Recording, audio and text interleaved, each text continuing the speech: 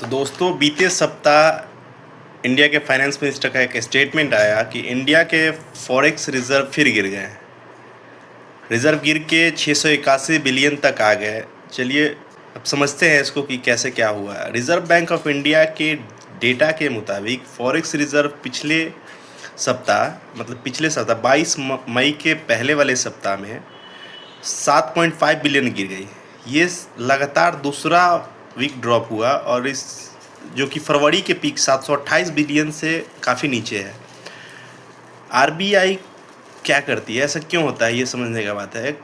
कोई भी central bank किसी देश की करेंसी को डिफेंड करती है, तो आरबीआई ने भी रुपए को डिफेंड करने के लिए, स्टेबल रखने के लिए मार्केट में डॉलर्स को बेच रही है। शॉर्ट टर्म में इसका रिजर्व पे प्रेशर बढ़ा। दो मेन वजह है। पहला, रुपया को डिफेंड करने के लिए आरबीआई ने यूएस डॉलर बेची। जब लगभग 4% वीक हो गया यूएस ईरान टेंशन के बाद रुपया। दूसरा, आरबीआई गोल्ड रिजर्व की वैल्यूएशन में वीकली 4.53 का वैल्यूएशन ड्रॉप देखी। इससे मेजर हिट आया। फॉरेन करेंसी एसेट जो ओवरऑल रिजर्व का सबसे बड़ा हिस्सा है गिर गई।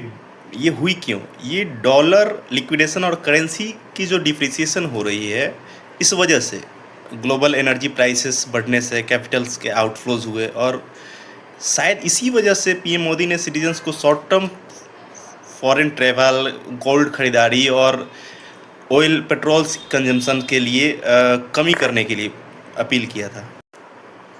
फिर भी कुछ एनालिस्ट बोलते हैं कि बफर स्ट्रॉन्ग है। 681 बिलियन से इंडिया के पास लगभग 8 से 11 महीने का इम्पोर्टेंट कवर है, जो शॉर्ट टर्म किसी भी तरह के शॉक्स को से बचा देगा। क्या ये शॉर्ट टर्म जो शॉक्स है अगर लंबे टाइम में कन्वर्ट हो जाए तो फिर क्या होगा? क्या सिटीजन्स को कंसर्न होना चाहिए कि हम लोग मॉडरेट इन्फ्लेशन से हाइपर इन्फ्लेशन की तरफ बढ़ रहे हैं?